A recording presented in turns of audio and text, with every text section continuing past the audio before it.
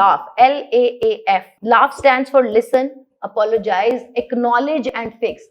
सुना भी, अपोलोजाइज भी किया, फिर एक्नॉलेज भी किया कि हाँ ठीक है, आपका ये मसला है, मैंने इसको अंडरस्टैंड किया है, मैं इसको फिक्स भी करूंगा. सिर्फ एक्नॉलेज नहीं करना, देन उसका सोल्यूशन भी देना है कि हाँ जी इसका ये सोल्यूशन है और हम इसको ऐसे ठीक करेंगे. फिर हमारे पास एक और एक्रोनिम है heart, HERT, heart. Heart stands for hear, सबसे पहले सुनना. Then empathise. एम्पैथी क्या होती है? किसी को पता है एम्पैथी क्या होती है?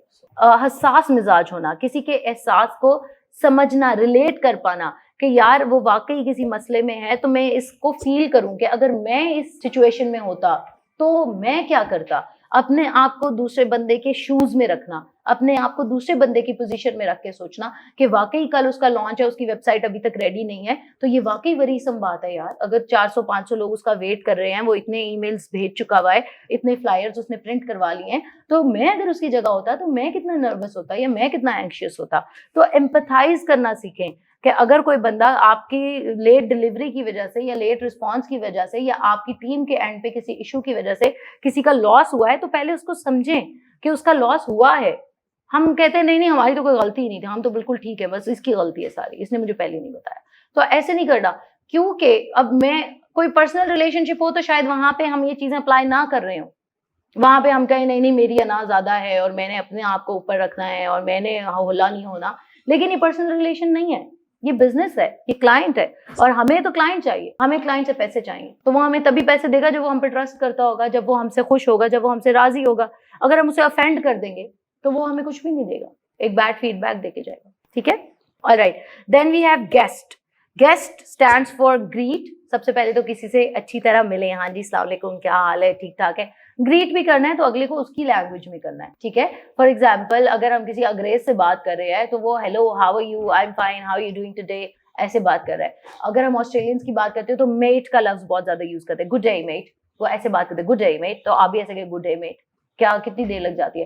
कोई स्पेनिश बंदा होला कहता है, आप भी होला कह दें, क्या फर्क पड़ जाएगा. सो ग्रीट करें उसकी नेटिव लैंग्वेज के अंदर. आपको मुझे पता है कि स्पेनिश नहीं आती है, पश्तो नहीं आती, लेकिन ग्रीट तो कर सकते हैं. एक सलाम अलैकुम, हेलो, वेलकम, ये इतना सा एक स्टार्टिंग मैसेज. जब कोई बंदा आपसे आपकी जबान में बात करता है ना, आप ऑलरेडी 80% उसकी बात पे बिलीव कर चुके होते हैं कि ये सही कह रहा है जो भी कह रहा है. आपने नोटिस किया होगा अगर आप कभी पेशावर गए हैं या इधर दर्रे वाली साइड पे गए तो आप नोटिस करें कि वो उर्दू में बात ही नहीं करते. अगर आप उनसे उर्दू में बात करें आपको सामान ही नहीं बेचेंगे. अगर आप उनसे पश्तो में बात करेंगे तो आपको सामान नहीं दे देगा, क्योंकि वो अपनी लैंग्वेज वाले लोगों पे ट्रस्ट कर रहे हैं.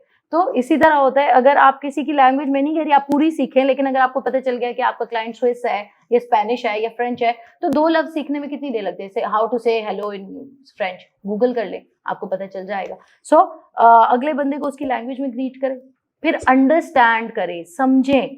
सिर्फ सुनना काफी नहीं होता, समझना जरूरी है कि ये क्यों ऐसे बोल रहा है, ये कहाँ से आ रहा है, इसका क्या इशू है. देन एजुकेट करें. समटाइम्स क्लाइंट को एजुकेट करने की जरूरत होती है. क्लाइंट को पता ही नहीं होता क्या चीज मेरे लिए ठीक है, क्या चीज मेरे लिए गलत है. वो आपको कह रहे हैं फॉन्ट साइज बढ़ा दो बढ़ा दो बढ़ा दो, आप बस बढ़ाई जाए. नहीं, आप उसको बताएं कि आइडियली इससे ज्यादा फॉन्ट साइज नहीं होता.